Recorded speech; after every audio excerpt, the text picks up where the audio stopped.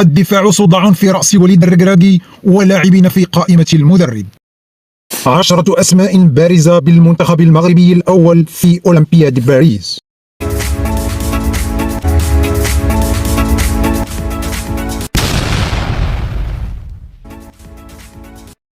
يواجه المنتخب المغربي لكرة القدم تحديا في خط الدفاع بسبب إصابة نايف أجرد وتقلبات في أداء بعض اللاعبين في هذه المراكز. هذا يأتي قبل مباراتي التصفيات لكأس العالم ضد زامبيا والكونغو برازافيل في يونيو المقبل، ولا توجد إشارات حتى الآن على عودة أجرد الذي يلعب لفريق ويست هام يونايتد الإنجليزي إلى الملعب بعد إصابته. يأتي هذا بعد غياب رومان سايس لاعب الشباب السعودي عن المباراتين الوديتين الأخيرتين ضد أنغولا وموريتانيا في مارس الماضي. ومن المتوقع أن يعتمد الناخب الوطني وليد الركراكي على أشرف داري الذي يتألق مع فريقه شارلوروا البلجيكي وشادي رياض مدافع ريال بيتيس الذي يقدم أداء جيدا في الدوري الإسباني في التصفيات. من المحتمل أن يعود غانم سايس إلى المنتخب في التصفيات المقبلة لكأس العالم نظرا لخبرته الواسعة مع المنتخب والتي خاض خلالها 82 مباراة دولية بدأها عام 2012 ضد الطوغو.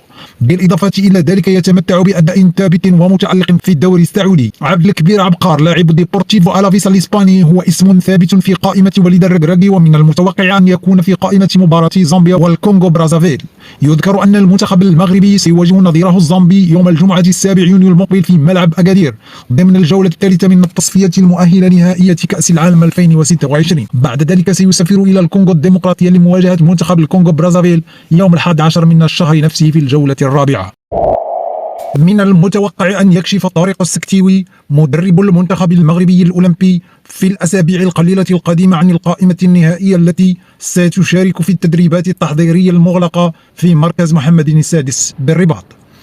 هذا يأتي في إطار الاستعدادات للألعاب الأولمبية التي ستقام في باريس العاصمة الفرنسية من 26 يوليوز إلى 11 غشت من العام الحالي.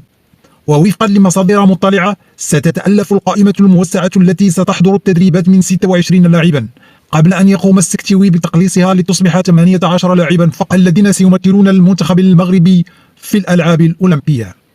3 من هؤلاء اللاعبين أكبر من 23 سنة، والقوانين الحالية للاتحاد الدولي لكرة القدم تسمح لهم بالمشاركة. وفي السياق نفسه نقل صحيفة العربي الجديد معلومات حصرية من مصدر في الجهاز التقني للمنتخب المغربي الأولمبي مشيرا إلى أن 10 أسماء بارزة من المنتخب المغربي الأول ستكون جزءا من القائمة النهائية للأولمبي المغربي. وأوضح المصدر أن الأمر يتعلق بشادي رياض وأسامة العزوزي وأمير ريشاردسون وإسماعيل الصباري وبلال الخنوس وإلياس أخوماش وإلياس بن صغير، بالإضافة إلى 3 لاعبين أكبر من 23 سنة وهم ياسين بونو وأشرف حكيمي وإبراهيم دياز. وأشار المسؤول إلى أن مهمة السكتيوي ستكون صعبة للغاية، حيث يتعين عليه اختيار الأكثر جاهزية بدنيا وتقنيا من بين جميع اللاعبين، خاصة أن بعضهم ساهم في فوز المنتخب الأولمبي ببطولة كأس إفريقيا التي استضافها المغرب الصيف الماضي. هناك تنسيق بين المدربين طارق السكتيوي ووليد الركراكي لتحديد القائمتين النهائيتين للمنتخبين الأول والأولمبي.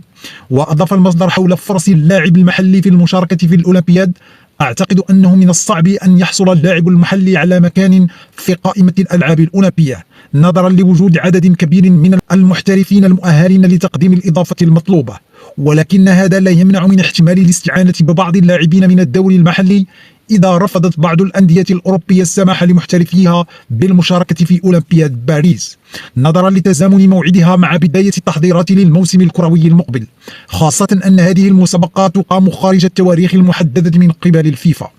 وقد حجز المنتخب الوطني تذكرة للألعاب الأولمبية التي ستستضيفها العاصمة الفرنسية باريس هذا العام بعد فوزه بكأس إفريقيا لهذه الفئة التي أقيمت في المملكة المغربية العام الماضي على حساب المنتخب المصري للمرة الثامنة في تاريخه بعدما ضمن حضوره في الدورات الأولمبية لأول مرة في عام 1960 بروما، ثم بعدها في دورات ميونخ 72 ولوس أنجلوس 84 وبرشلونة 92 وسيدني 2000 وأثينا 2004 ولندن 2012، فيما غاب عن دورتي ريو دي جانيرو 2016 وطوكيو 2020.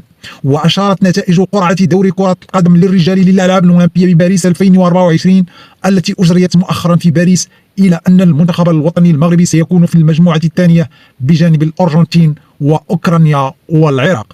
بالتوفيق لمنتخبنا الأولمبي.